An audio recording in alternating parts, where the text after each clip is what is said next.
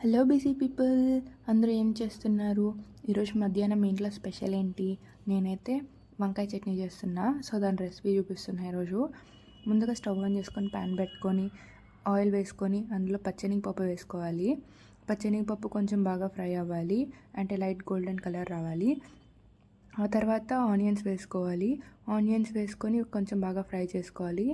ఆనియన్స్లో కొంచెం ఉప్పు వేసుకుంటే కొంచెం బిన్నె వేగిపోతాయి. సో నేను ఉప్పు వేసుకుని కొంచెం బాగా ఫ్రై చేసుకున్నా. అది ఫ్రై అయిన తర్వాత టమాటోస్ వేసుకుంటున్నా. టమాటోస్ కూడా బాగా మిక్స్ చేసిన తర్వాత కొంచెం పసుపు వేసుకోవాలి.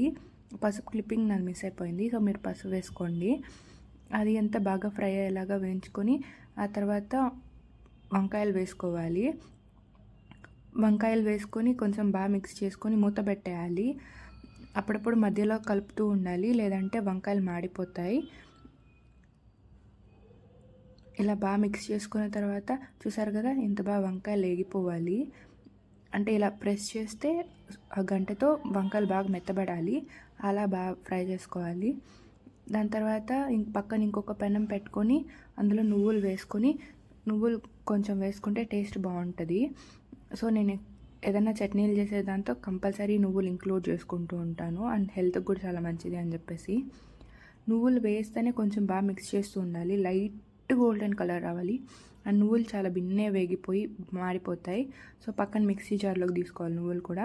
అండ్ ఆ తర్వాత శనగగింజలు తీసుకొని కొంచెం బాగా ఫ్రై చేసుకోవాలి.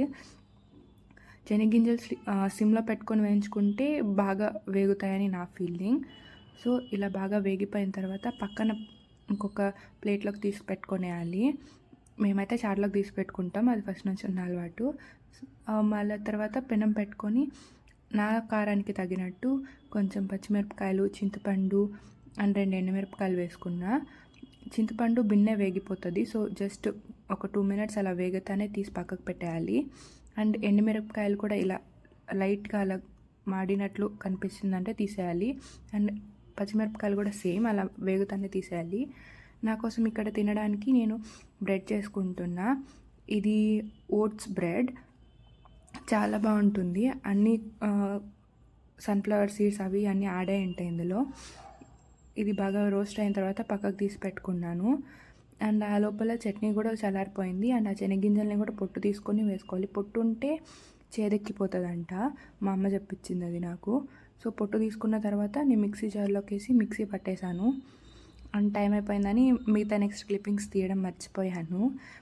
అండ్ ఆ తర్వాత గబగబా రెడీ అయిపోయి తినేసి ఆఫీస్కి స్టార్ట్ అయిపోయాను. అయినా ఈ బెంగళూరులో ఉండే వెదర్ ఏంటండి బాబు, ఇంత కూల్గా ఉంది.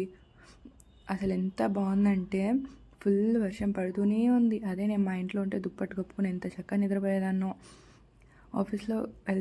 ఆఫీస్ క్యాబ్లో వెళ్తూ ఉన్నాను. ఇక్కడ మధ్యలో ఏదో ఫంక్షన్లా జరుగుతుంటే అక్కడ వీడియో తీశాను. ట్రాఫిక్ అయితే బాబోయ్ భయంకరంగా ఉంటుంది. అండ్ ఇది నేను ఆఫీస్కి వెళ్ళే దారిలో ఉండే వ్యూ. ఎంత బాగుంటుంది అంటే పక్కన మొత్తం చెట్లు, ఆ టైంలో అదేలాగా వర్షం పడుతుంది. ఎంత బాగుందంటే లిటరలీ అమేజింగ్గా ఉంటుంది అనమాట. అలా మాటల్లోనే నేను ఆఫీస్కి రీచ్ అయిపోయాను. ఆఫీస్ చూసారా ఎంత బాగుందో కదా. మా ఆఫీస్ చుట్టూ కూడా గ్రీనరీ చాలా బాగుంటుంది. అండ్ నెక్స్ట్ వచ్చేది మా ఆఫీస్. ఇదే మా ఆఫీస్. అండ్ మా ఆఫీస్ దగ్గర ఒక పూల్ కూడా ఉంటుంది. పూల్లో ఎప్పుడెప్పుడు దూకి ఈ స్విమ్మింగ్ చేద్దామా అనిపిస్తుంది, బట్ అస్సలు కుదరదు, ఎందుకంటే వాళ్ళు తిడతారు. ఇదే మా ఆఫీస్. అక్కడ కనిపిస్తుంది కదా, ఆ డోర్ లోపలికి ఎంటర్ అయిపోతానే అంతే. అండ్ నెక్స్ట్ ఇది లాగౌట్. నాది ఎర్లీ మార్నింగ్ లాగౌట్ అవుతుంది 2:30కి. ఇది వచ్చే దారిలో ఆ శివుడు టెంపుల్ నాకు చాలా ఇష్టం, బట్ వెళ్ళాలనుకుంటే ఎప్పుడు వెళ్ళలేదు. ఇదంతా వచ్చే దారి అప్పుడే చూపించాను కదా వ్యూ, ఆ వ్యూ దగ్గర ఇదంతా. అంతే, ఇంటికి రీచ్ అయిపోయాను.